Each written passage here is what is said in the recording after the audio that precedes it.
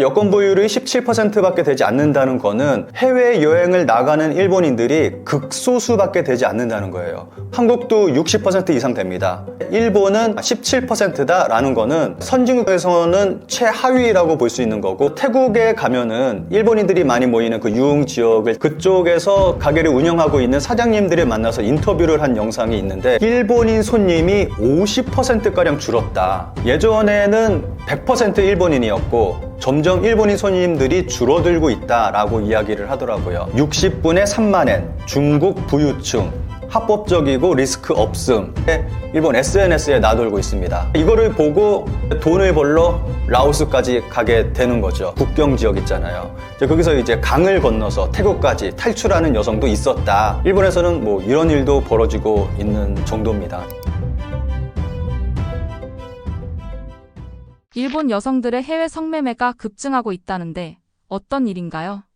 아무래도 일본 안에서도 이런 일이 벌어지고 있다 보니까 해외로 나가는 일본 여성들도 굉장히 많이 늘어나고 있습니다. 주로 미국이나 호주 쪽으로 많이 가고 있는 것 같아요. 몇 년 전에 일본에서 굉장히 유명한 인플루언서가 미국 입국 과정에서 입국 거부를 당한 적이 있었습니다. 이게 굉장히 크게 화제가 됐는데, 그것 때문에 일본에서 그 일본 여성의 미국 입국 거부, 그리고 원정에 대한 그러한 일들이 크게 화제가 됐습니다. 그래서 아무래도 유명한 사람이 입국 거부를 당했다 보니까 이게 크게 좀 논란이 되기도 했고요. 아무래도 그 미국이나 호주 쪽으로 그 목적으로 가는 여성들이 많다 보니까 거기서 입국 심사를 할 때 좀 엄격하게 심사를 하는 거죠. 그래서 걸러지는 그러한 여성들이 많고, 그래서 입국 거부를 당하는 그러한 여성들이 굉장히 많이 늘어나고 있습니다. 또 이 여성들이 미국이나 이런 쪽으로만 가는 게 아니라 한국에도 오고 있잖아요. 얼마 전에 한국에서 일본 여성이 그걸로 인해서 체포당했다라고 뉴스가 나와서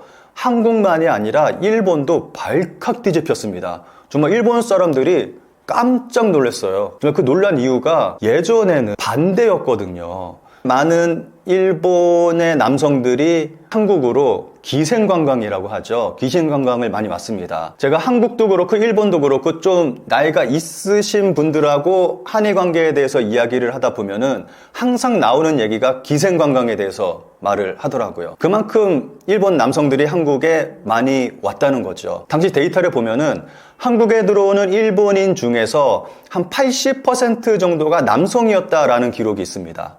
근데 지금하고는 반대죠. 지금은 대부분이 여성분들이잖아요. 여성분들이 한국에 오는데 예전에 한 8, 90년대에만 하더라도 대부분의 남성분들이 그 목적으로 한국에 온 사람들이 많았다는 겁니다. 그러한 분위기였는데 정말 일본인들이 예전에 바라봤던 한국은 그냥 못 사는 나라, 일본에 돈 벌러 오는 그러한 나라, 불법 체류자가 많은 그러한 나라, 한때 일본이 식민지 지배했었던 자랑스러운 역사의 한 부분, 이 정도로 생각했던 그러한 나라였는데 지금은 오히려 반대로 돈을 벌기 위해서 일본 여성이 한국에 갔다?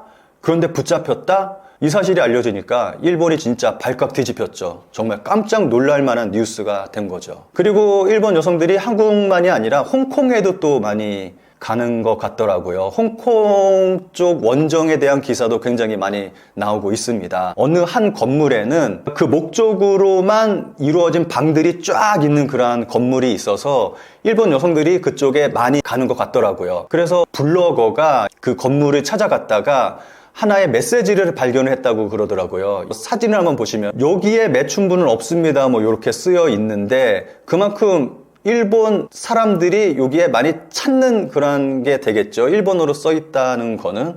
그러니까 일본 여성들이 전 세계적으로 이렇게 좀 원정을 많이 나가고 있는 그러한 상황입니다. 여기서 또 재미있는 부분이 일본의 여권 보유율을 보면은 흥미롭게 볼 수가 있는 게, 2023년 일본의 여권 보유율이 17%밖에 되지 않는다는 거는 해외여행을 나가는 일본인들이 극소수밖에 되지 않는다는 거예요. 보통은 선진국 정도 되면은 한 50% 이상은 됩니다. 한국도 60% 이상 됩니다. 여권 보유율이. 그렇게 해외여행을 안 간다는 미국도 한 50% 정도는 됩니다. 그런데 일본은 17%다라는 거는 정말 선진국 구정에서는 최하위라고 볼 수 있는 거고, 정말 극소수의 사람만 해외여행을 한다는 걸로 볼 수가 있는 거죠. 그런데 이와 반대로 즐기기 위해서 해외로 나가는 사람들은 극소수인데 돈을 벌기 위해서 원정을 나가고 하는 그러한 사람들은 점점 더 늘어나고 있다는 겁니다. 이러한 부분을 봤을 때는 좀 일본의 경제, 일본의 사회가 어떻게 돼가고 있는지를 여권 보유율을 통해서도 어느 정도 짐작해 볼 수가 있는 거죠. 태국 국경 밀림에서 일본 여성이 맨발인 채로 발견되었다는데 어떤 일인가요? 심지어는 이 일본 여성들이 동남아 쪽으로도 또 진출을 하고 있습니다. 제가 기사를 하나 가져왔는데 기사 제목을 한번 읽어볼까요? 장기 8일 각오, 약 먹여 의식 목록, 태국 국경 부근에서 사라지는 일본인 여성들, 정글에서 맨발인 채로 보고, 이러한 기사가 나왔습니다. 좀 간략하게 말씀을 드린다면 일본 여성들을 이제 모집을 해서 태국으로 보내는 거예요. 그래서 태국에 가면은 일본인들이 많이 가는 그 유흥 지역이 있거든요. 그쪽에 일본 식당, 뭐 일본식 주점, 가라오케 이러한 것들이 밀집된 그러한 지역이 있습니다.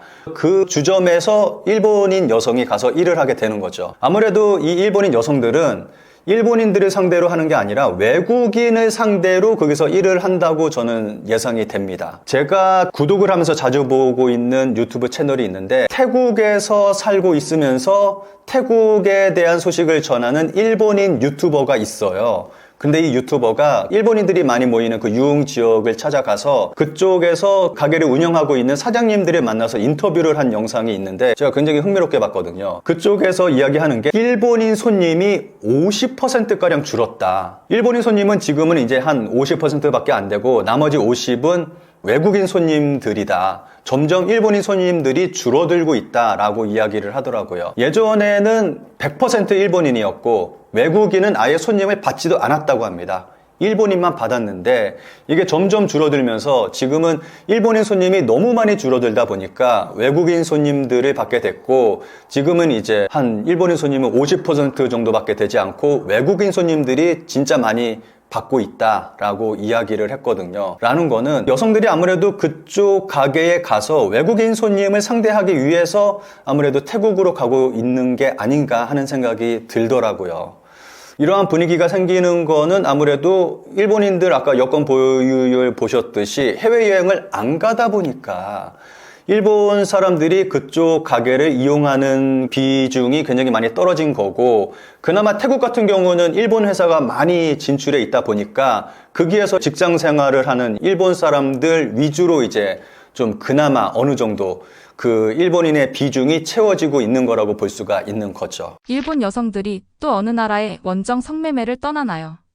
그리고 일본 SNS에서는 라오스 쪽으로 일자리를 구한다. 구인이 SNS에 좀 올라온 그런 것들도 있거든요. 내용을 살펴보면 60분에 3만엔, 중국 부유층, 합법적이고 리스크 없음, 뭐 이렇게 쓰여 있는 게 일본 SNS에 나돌고 있습니다. 그러니까 이거를 보고 이제 돈을 벌러 라오스까지 가게 되는 거죠.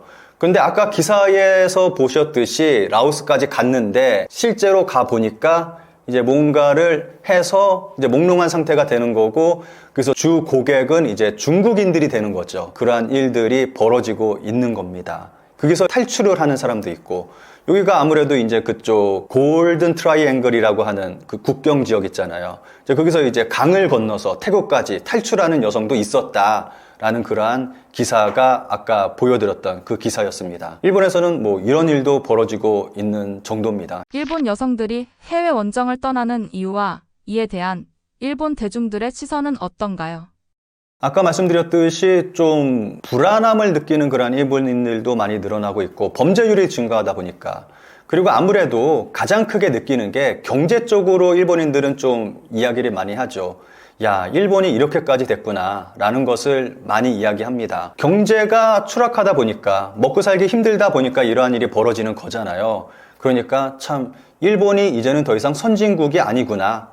이제는 일본이 개발도상국이 됐구나. 동남아 수준으로 떨어졌구나 라고 그러한 이야기를 많이 합니다. 아무래도 좀 다른 부분보다는 경제적인 부분 쪽으로 이야기하는 부분이 굉장히 큽니다.